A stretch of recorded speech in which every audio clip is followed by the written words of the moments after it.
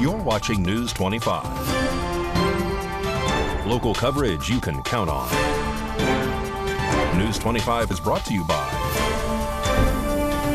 J.K. Nelson Law, voted Best of Las Vegas. Give them a call, 702-727-9900.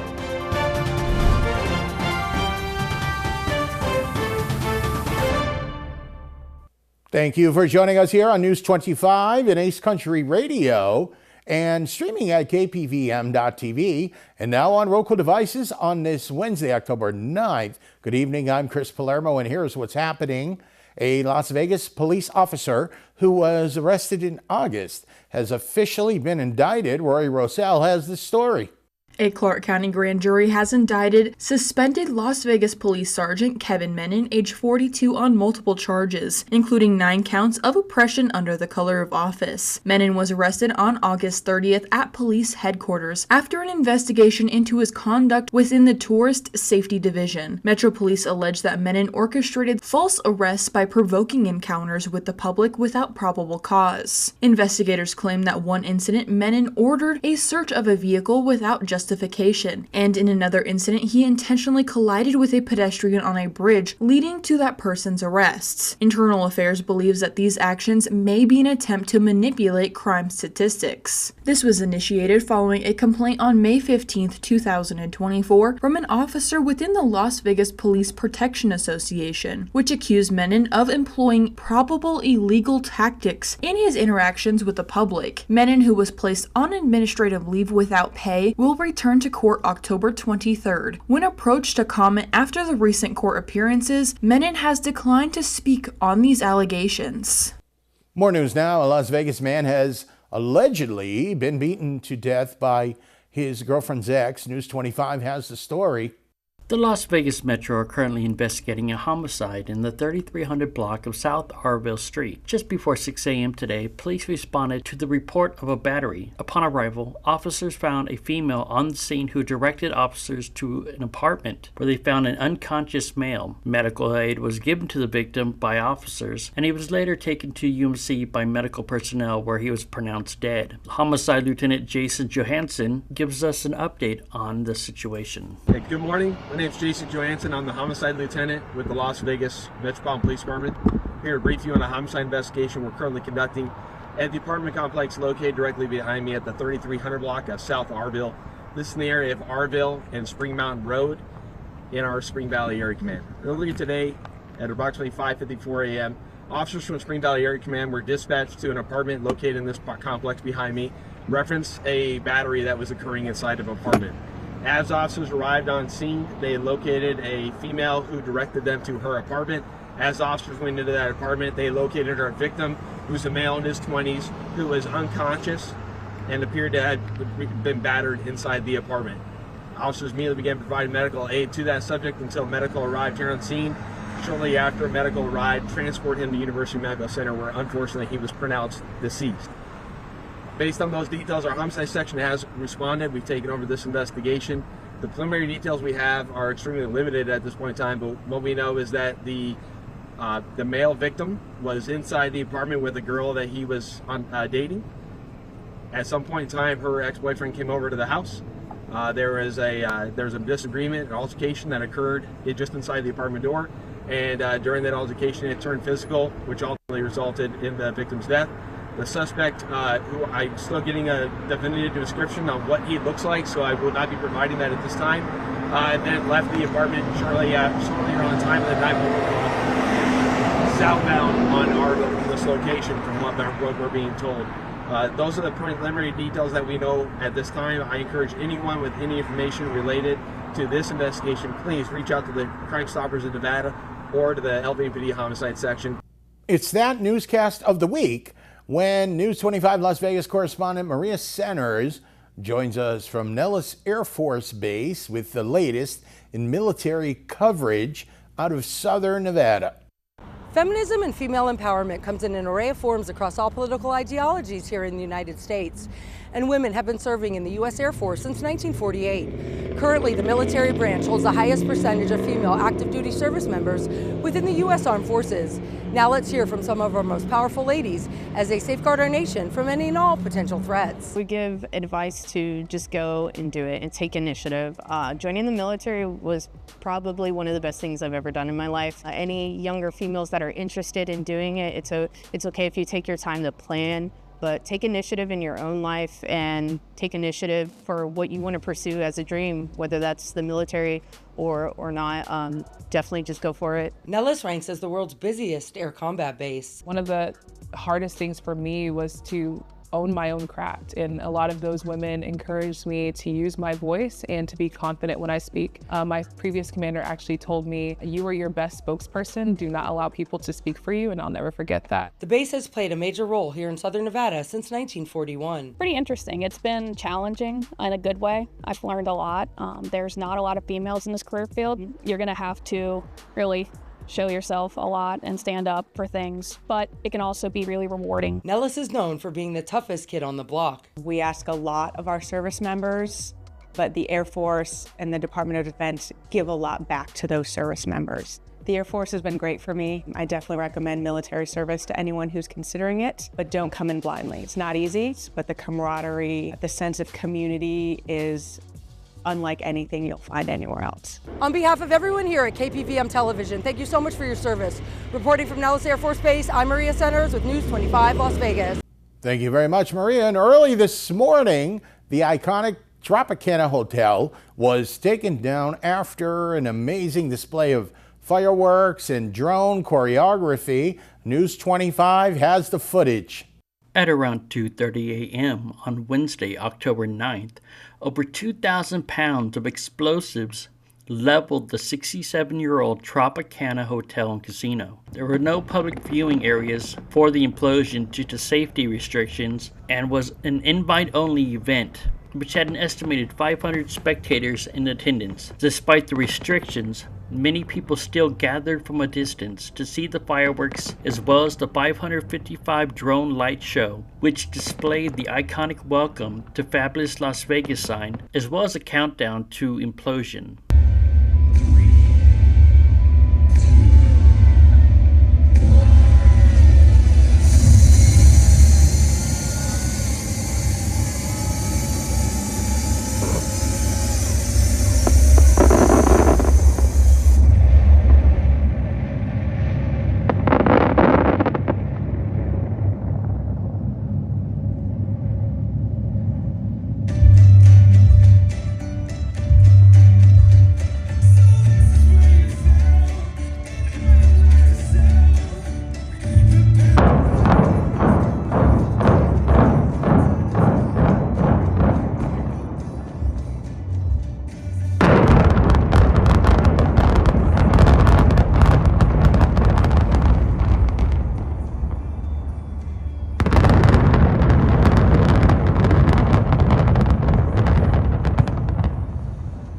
Nine acres of the space will go to a $1.5 billion indoor baseball stadium, which is planned to open in the year 2028. Las Vegas sure does know how to do an implosion. More local stories coming up. You're watching News 25.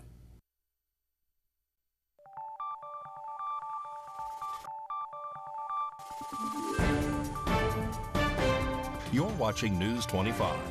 Local coverage you can count on. Welcome back to News 25. I'm Chris Palermo. A family visited the KPVM studios to talk about their son who recently went missing and is asking for the public's assistance in locating him. My son, Ted Gallegos, is missing. He's been missing since Sunday in Carpenter Canyon. Saturday, Ted didn't come home from his trip. We could not reach him by phone or text. We started calling Highway Patrol in Arizona. There was nothing. Highway Patrol in Nevada, they pinged his phone in the mountain in 11 miles from the road up in the mountain in Carpenter's Canyon. When the officer contacted my son, she contacted us on the way back down and told us that my son said that he was okay and he was just out there looking at the stars at night. She said that he seemed a little sad and that his car was stuck in the dirt and on the road because it's a bumpy dirt road, and that they called a tow truck. The tow truck showed up about 45 minutes later, and my son was gone. This officer also asked me if my son was going to hurt himself, and I told her no, there's never had a reason to believe that. Never had a reason at all the while not knowing that she didn't tell me the truth. This is not like my son. Something is definitely wrong. I begged and pleaded for her to go back up there and just to talk to him, put him on the phone, anything, and she refused. And what I didn't know is that when she went up there, my tailpipes were clogged with T-shirts. The car was not stuck in just the gravel. It was drove off the side of the road into the bushes and trees, and my son wouldn't get out of the car. He refused to get out of the car. And what she really didn't tell me was that my son had a gun. If I would have known all these things, I would have said, yes, my son is in danger. For anybody that would have seen this scene would have known that he is in danger. That same day, 2 Clark County officers from Las Vegas went out there to see the vehicle. I arrived that night, Sunday night, about 10, and they called me on their way back down from the mountain to ask me if I think my son might hurt himself. I told them, no, I've never thought about that at all. I did tell him that what's going on is crazy and this is totally not like him and I'm really scared. And then they asked me, they told me there was an empty gun case in the seat.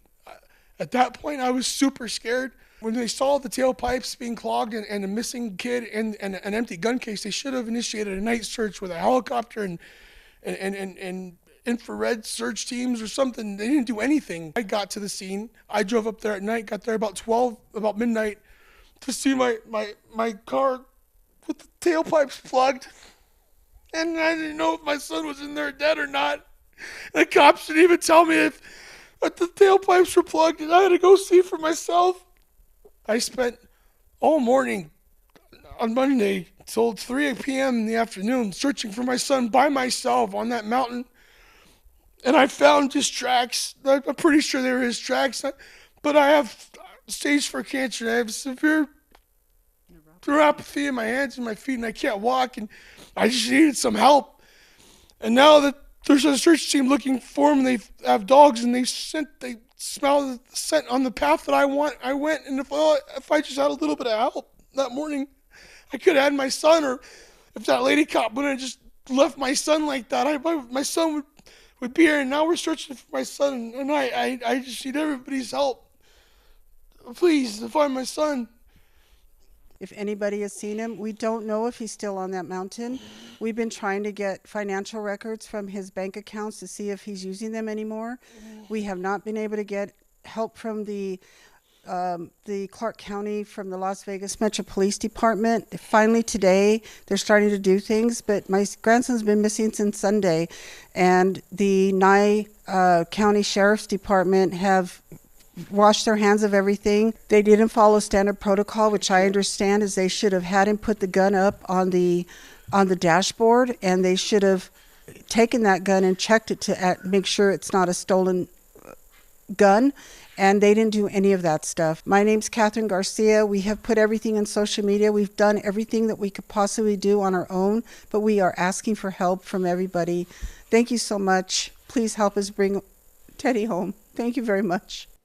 And if you know where this man is, or if you have seen him, please contact the Nye County Police Department at 775-751-7000, or you can call us here at KPVM News 25 at 775-727-9400. We're back with more in a bit.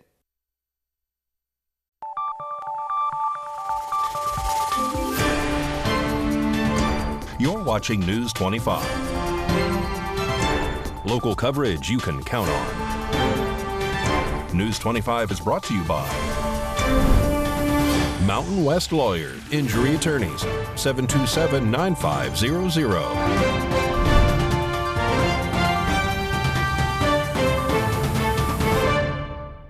Welcome back to News 25. I'm Chris Palermo. The MLK Junior Scholarship Foundation is hosting the Halloween's fashion show and free concert to raise funds for local students pursuing higher education. And Ava Parducci has more. The Martin Luther King Jr. Scholarship Foundation is gearing up for a significant fundraising event this Saturday, October 12th, at the Nye Communities Coalition Activities Center. The event, titled the Halo Wings Fashion Show and Free Concert, aims to generate funds to support local students in their pursuit of higher education. Dr. Martin Luther King Jr. was a strong advocate for education, and the foundation continues to honor his legacy by providing scholarships to deserving students in the Pahrump Valley. Through various fundraising activities, the foundation seeks to create opportunities for young adults to further their academic endeavors, ensuring that Dr. King's vision for education remains alive and impactful within the community. The Halo Wings Fashion Show will showcase models displaying the latest trends in clothing and accessories from Sunflower Fashions, offering a display of style and creativity that highlights local designers and their unique offerings, while encouraging support for community businesses. In addition to the fashion segment, the event will feature live performances by local acts starting at 3 p.m. The event will also include several vendors offering a range of products, along with exciting prizes and an auction featuring items for guests to bid on, further enhancing the festive spirit and providing opportunities for attendees to contribute to the cause. Doors will open at 11 a.m. Tickets for the event are priced at $25 for adults and $5 for children ages 3 to 9. Tickets can be purchased in advance at Fresh Image Salon or Sunflower Fashions, located at 1141 South Highway 160 in the shopping plaza off Postal Drive. For more information, interested individuals can call 775-513-1552 or email mlkpahrump@icloud.com.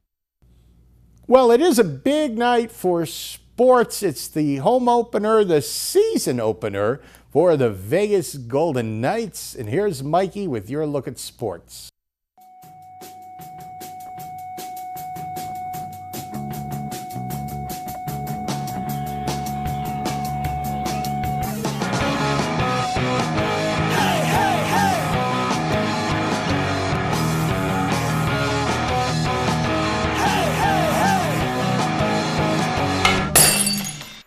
Time now for your News 25 look at sports and streaming at KPVM.TV and now on Roku devices.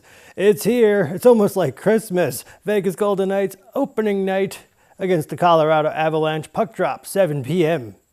The Golden Knights added forward William Karlsson to the team's injured reserve list on Tuesday. There's no timeline on when he'll return. And the Las Vegas Raiders, they welcome the Pittsburgh Steelers this Sunday. Move over the Trop. Here are some scenes from last night's implosion of the Tropicana. Make room for the new A's Stadium. Baseball coming 2028. And Pahrump Valley Trojan football welcomes Moapa Valley tomorrow. JV 4 p.m. Varsity at 7 p.m. And that's your look at sports on News 25.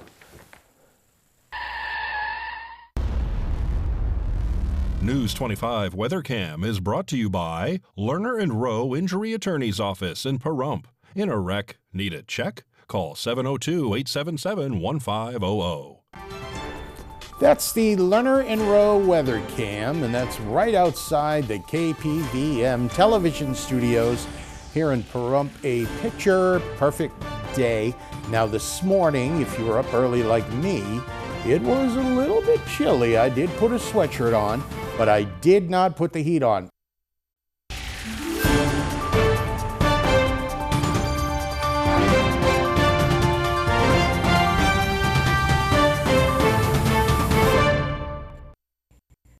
Good evening, Nevada. I'm Kaylee Bentler in the News 25 Weather Studios. We got regional weather to start with. All is right in the world. We got weather twins again. Friendly Fallon at 88 degrees. Carson City 83, Tonopah 81, Goldfield 83, Beatty at 92, Amargosa 98, Las Vegas 96, and Death Valley at 107. But in the paradise of Pahrump, currently sunny at 93 degrees. We saw a high of 95.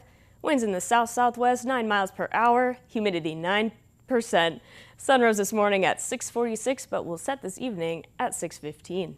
Expect humidity at 16%, winds in the east 7 miles per hour, with a low of 63 and still clear skies.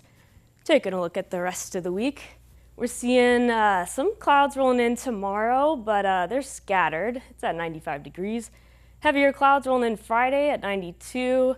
And then they're slowly starting to dissipate come Saturday. Scattered clouds at 89 degrees Sunday through Wednesday. Sunshine just coming back out, and then that cooling trend kind of just trying to go down throughout the week. Come Wednesday, we're seeing 85 degrees and sunshine, and look at that low of 58. They are mirrored. And that's your look at the weather. Back to the desk. Here's Chris. Okay, thank you very much, Kaylee. We're looking at some lows of 50s, 60s. You go north, the 40s. I don't need that kind of negativity in my life. That'll just about do it for all of us here tonight. I'm Chris Palermo. Make it a great night.